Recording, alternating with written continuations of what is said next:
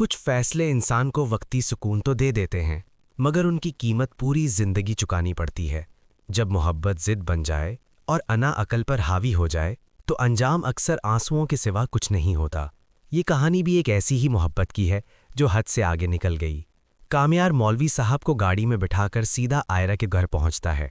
घर में दाखिल होते ही वो एतमाद से इरफान साहब के सामने खड़ा होकर कहता है कि वो इसी वक्त आयरा से निकाह करना चाहता है, मगर इरफान साहब का सब्र जवाब दे जाता है।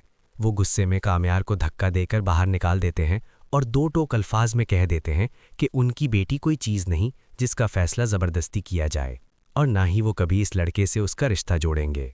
इसी लम्हे इरफान साहब अपने पुराने दोस्त को फ़ोन करते हैं और उसके बेटे के साथ आयरा का रिश्ता तय कर देते हैं। जब आयरा को इस फैसले का इल्म होता है तो वो टूट जाती है।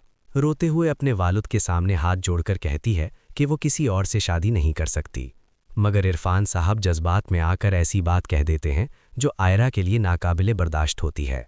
वो धमकी देते हैं कि अगर उसने निकाह से इनकार किया तो वो अपनी जान ले लेंगे।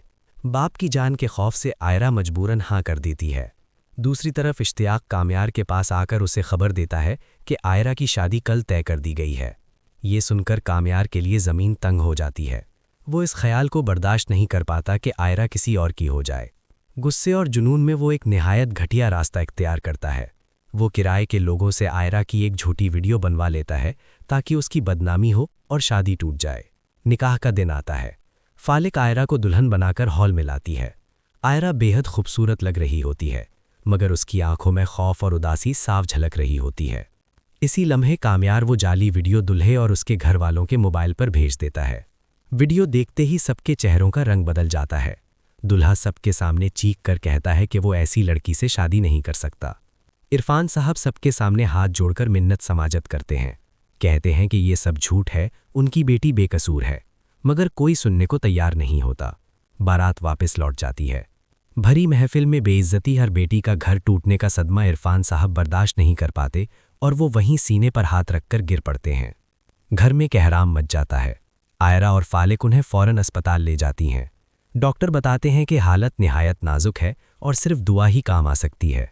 जब ये खबर कामयार तक पहुंचती है तो उसके अंदर का गुस्सा टूट जाता है और उसे अपनी हरकत का शदीद एहसास होता है। वो दौड़ता हुआ अस्पताल पहुंचता है और इरफान साहब के कदमों में गिरकर माफ़ी मांगने लगता है, मगर आयरा ये मंजर देख लेती है। उसका गुस्सा काबू से बाहर हो जाता है। वो चीख कर कहती है कि आज उसके बाप की ज़िंदगी खतरे में इसी की वजह से है। वो फ़ौरन पुलिस को बुला लेती है और सबके सामने कामयार को गिरफ्तार करवा देती है। पुलिस कामयार को हथकड़ियाँ लगाकर जेल ले जाती है। कुछ दिन बाद इरफान साहब की तबीयत संभल जाती है। होश में आते ही वो एक फ़ैसला करते हैं कि आयरा को इस माहौल से दूर भेज दिया जाए। वो ऐलान करते हैं कि आयरा अब मज़ीद यहाँ नहीं रहेगी, बल्कि अपनी आला तालीम के लिए स्विट्ज़रलैंड जाएगी। दिल पर पत्थर रखकर आयरा इस फैसले को कबूल कर लेती है और रवानगी की तैयारी शुरू कर देती है। जेल में इश्तियाक कामयार को बताता है कि आयरा हमेशा के लिए मुल्क छोड़कर जा रही है। ये सुनकर कामयार टूट जाता है। वो जेल से ही अपने वालिद सोहेल साहब को फ़ोन करके रोते हुए कहता है कि अगर उसे बाहर ना निकाला गया तो वो जिंदा नहीं रह पाएगा। सोहेल साहब अपनी सियासी ताकत इस्तेमाल करते हैं और कामयार को रिहा करवा लेते हैं। जेल से निकलते ही कामयार अपनी गाड़ी एयरपोर्ट की तरफ दौड़ा देता है। आयरा चेक इन करने ही वाली होती है कि कामयार वहां पहुंचकर उसका हाथ पकड़ लेता है। आंसुओं में डूबी आवाज़ में वो वादे करता है, माफ़िया मांगता है और उसे छोड़कर ना जाने की इल्तिजा करता है। आयरा का दिल नरम पड़ जाता है और वो उसके साथ वापस घर आ जाती है। इरफान साहब जब कामयार की हालत देखते हैं तो वो समझ जाते हैं कि ये लड़का वाकई आयरा के बिना नहीं जी सकता। वो माजी को एक तरफ रखकर उसी वक्त दोनों का निकाह करवा देते हैं।